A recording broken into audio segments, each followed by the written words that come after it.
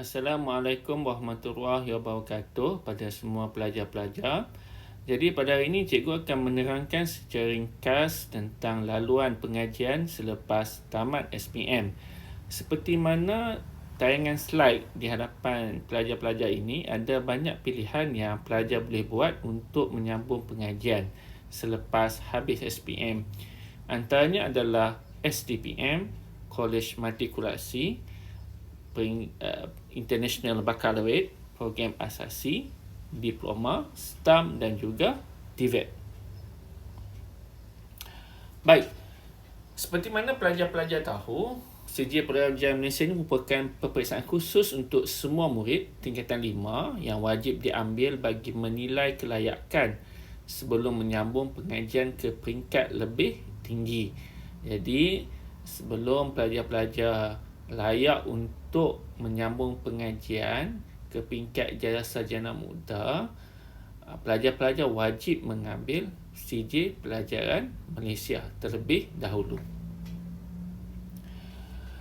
Okey, kita tengok secara ringkas tentang program matrikulasi. Apa itu program matrikulasi? Program matrikulasi ini merupakan program persediaan untuk anda menyambung pengajian ke peringkat ijazah sarjana muda. Program ini memakan masa selama 1 tahun ataupun 2 tahun. Okey, program ini dijalankan di bawah Kementerian Pendidikan Malaysia. Ada beberapa syarat yang ditetapkanlah sebelum layak diterima masuk ke program matrikulasi.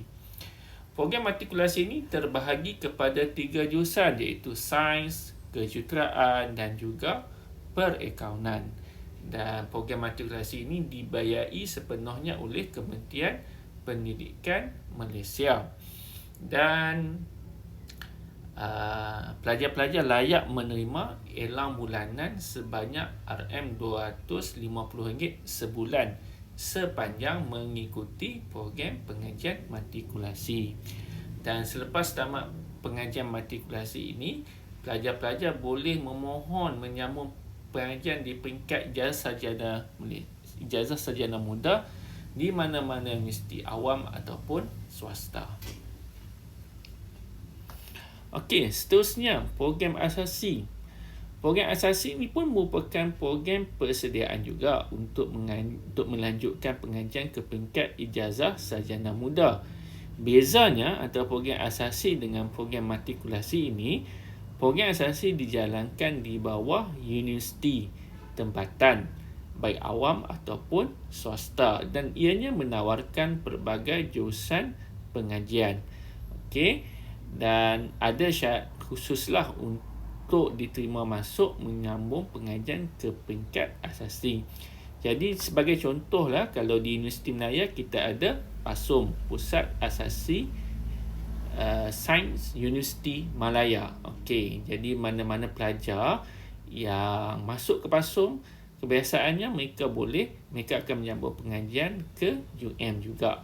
Okey, bezanya antara matrik dengan asasi ini, okey, program matrikulasi dijalankan di kolej di bawah kementerian. Okay, contohnya kalau di Gopeng kita boleh lihat di sebelah Kolej Matrikulasi Perak. Kalau program asasi pula memandangkan ianya dijalankan oleh universiti, di bawah universiti, kita boleh lihat misalnya seperti PASUM, program asasinya dijalankan di Universiti Malaya. Kalau asasi UIA dijalankan di UIA. Okey. Seterusnya program diploma. Okey. Untuk siapa program diploma ini? Okey, program diploma ini disyadangkan kepada pelajar-pelajar lepasan SPM yang tidak mahu membuang masa untuk mengambil program persediaan sama ada di matrikulasi ataupun asasi, nak terus sambung belajar ke bidang yang dia minat. Diploma, itulah program diploma.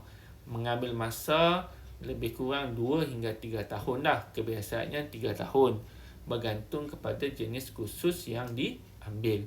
Dan ianya melibatkan kos lah. Jika ke pusat pengajian swasta, maka kos pengajian akan menjadi lebih tinggi. So, sebaiknya pelajar-pelajar digalakkan untuk merancang sebaiknya dah dengan keluarga. Okey, kerana ianya melibatkan pinjaman untuk sambung belajar lah. Dan dikriteria akan memberi kesan untuk mengajar peringkat ijazah seterusnya. Sebabnya kebanyakan lepasan diploma ni selalunya mereka akan sambung belajar ke peringkat ijazah.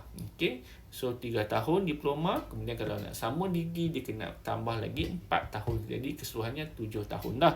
Sebab itu kebanyakannya lah yang menyambung pengajar ke peringkat diploma ini selalunya mereka yang habis PM, nak sambung sebentar untuk 3 tahun, kemudian lepas tu nak bekerja. Itu selalunya begitulah. So, calon lepasan diploma mempunyai peluang pekerjaan yang agak luas dan memberi mereka peluang untuk bekerja lah selepas tamat pengajian. Jadi, masa tu boleh dijimatkan untuk tempoh pengajian. Okey. Okay, STPM STAM. Bila sebut STPM STAM ini, selalu kita pandang macam agak macam kelas kedua lah. Okay, sebenarnya STPM dan STAM ni sangat bagus sebenarnya. Okay, jadi kan, bagi pelajar-pelajar, dia yang gagal mungkin syarat tak cukup untuk memohon tempat ke matrikulasi atau buat saksi, STPM ni merupakan peluang kedua. Okay. Dan kenapa saya kata peluang kedua? Sebab dia belajar di peringkat STPM ni, pengajiannya mengikut sistem semester. Ianya bukan macam seperti sewaktu tingkatan 1 hingga 5. Tak. Dia mengikut sistem semester. 4 semester. 1 sem lebih kurang 4 bulan tak salah saya.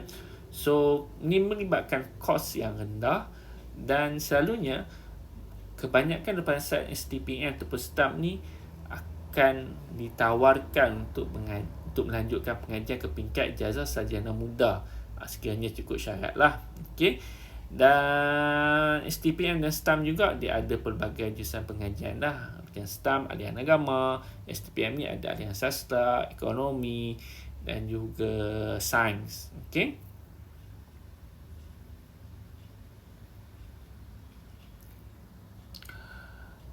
TVET. Okey, TVET ni merupakan program yang sedang berkembang dengan pesat lah, memandangkan negara kita ni akan memasuki revolusi industri 4.0. Okey, tak dinafikan program TVET ni diberikan perhatian lah pada masa kini. So, TVET untuk siapa? TVET ni untuk pelajar-pelajar yang selepas tamat SPM, mereka tak berminat untuk sambung yang melibatkan orang kata teori. Mereka nak bidang pengajian yang melibatkan hands-on ataupun practical. Jadi itulah program TVET. Dan program TVET ni dia ada daripada peringkat sijil hinggalah ke peringkat advanced diploma ataupun diploma lanjutan lah. Jadi peserta pada program ni akan dilatih mengikut jenis industri dan latihan disediakan spesifik lah kepada keperluan industri terbabit lah. Jadi contohnya macam kalau kita paling dekat, paling mudah kita nak tengok macam di Politeknik, dia menawarkan diploma-diploma yang berbentuk kemahiran. Selain itu seperti Kolej Kemahiran Tinggi MARA pun menawarkan program-program berbentuk diploma yang melibatkan kemahiran. Okey. Terpulang pada pelajar, sekiranya melihat kemahiran itu sebagai satu keutamaan, so teruskan dengan minat anda. Yang penting mesti tahu ke mana bidang yang hendak dituju dan juga mesti faham minat terhadap bidang tersebut lah. Okey, itu saja perkongsian pada saya untuk hari ini. Terima kasih. Apa-apa pertanyaan boleh mesej saya secara personal. Sekian. Assalamualaikum warahmatullahi wabarakatuh.